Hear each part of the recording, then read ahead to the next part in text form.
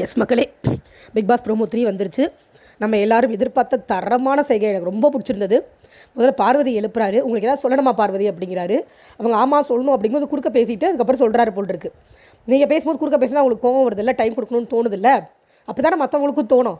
கத்திக்கிட்டே இருந்தீங்கன்னா எங்களுக்கு எப்படி இருக்கும் அப்படின்னு கேட்குறாரு.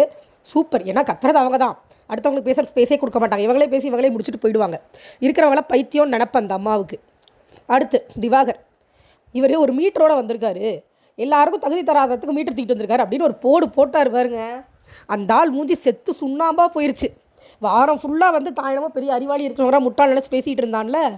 பத்தாது சார், பத்தலை சார், நீங்கள் சூப்பராக கொடுத்துருக்கீங்க, உங்களை குறைய சொல்ல, இருந்தாலும் பத்தலை, இன்னும் அசிங்கமாக கேட்டிருக்கணும். அவனுக்கு என்ன தகுதி இருக்கிறவங்கள பேசுகிறதுக்கு? ஒரு தகுதி கிடையாது, ஒரு ஸ்கில் கிடையாது, எந்த திறமையும் கிடையாது, ஒரு தகுதி கிடையாது. வாயை திறந்தா பொய், எல்லாரையும் மரியாதையெல்லாம் பேசிக்கிட்டு நல்லா கேட்டார்.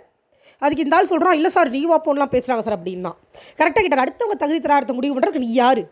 உனக்கு என்ன தகுதி தராத ஒரு அடுத்தவங்களை டிசைட் பண்ணுறதுன்னு கேட்டார் பாருங்க. வா சூப்பர் சார். எனக்கு சீரியஸாக நாங்கள் இருந்திருந்தேன்னா கிளாப் தட்டி சலிச்சிருப்பேன். அவ்வளோ செம்மையான ஒரு கேள்வி. இந்த ஆள் எப்போ பாரு அந்த வார்த்தை வருதுங்க, அந்த தர்பூசணி வாயில், என் கூட பேசுறதுக்குள்ள ஒரு தகுதி தராதரம் வேணும்ப்பா அப்படின்னு. நான் இப்போ கூட ஒரு வீடியோவில் பார்த்தேன். இந்த வினோத் கூட பிரச்சனையை இப்போ பேசி சரி பண்ணலாம் தான் பிரவீன் கூப்பிட்டுருக்காரு, வாட்டர்மெலன் ஸ்டார் வாங்க அப்படின்னு. அதெல்லாம் முடியாது, என் கூட பேசுறதுக்குள்ள ஒரு தகுதி தராதரம் வேணும் அப்படிங்கிறான் அவன். இவனுக்கு என்ன தகுதி இருக்குது? இவனை தூக்கி பிக் பாஸில் விட்ட டீமை தாங்க சொல்லணும். கொஞ்சம் கூட தகுதி இல்லை. எத்தனை பேர் இருக்காங்க வெளியில்? இந்த வைல்ட் கார்டில் வந்திருந்தவங்களாம் தூக்கி விட்டுருந்தாலே கேம் சூடு பிடிச்சிருக்கோம் முதல்லையே. அதை விட்டுட்டு இந்த மாதிரி தெருவில் போகிறவனெல்லாம் பிடிச்சி கொண்டாந்து ஏதோ ஒரு என்ன சொல்கிறது, கிறுக்குத்தனமாக ஒன்று பண்ணி பாப்புலரானவனை தூக்கி கொண்டாந்து உள்ளே போட்டு இவனோட கம்பேர் பண்ணும்போது ஜிபி முத்துலாமே பரவாயில்லன்னு தோணுது எனக்கு. அவர் அட்லீஸ்ட் மீடியாவுக்குள்ளே வந்ததுக்கப்புறமா டீசெண்டாக இருந்தார். வெளில இருக்கும்போது எனக்கு அவரோட செயலில் எந்த உடன்பாடும் கிடையாது. ஆனால் மீடியாவுக்குள்ளே வந்ததுக்கப்புறம் ஓரளவுக்கு டீசெண்டாக மெயின்டைன் பண்ண ட்ரையாவது பண்ணாங்க. ஆனால் இவர் உள்ளே வந்ததுக்கப்புறமும் அதே அசிங்கத்தை தான் பண்ணிகிட்டு இருக்காரு. இவருக்கு எதுக்கு இடம் கொடுக்கணும் எனக்கு புரியவே இல்லை.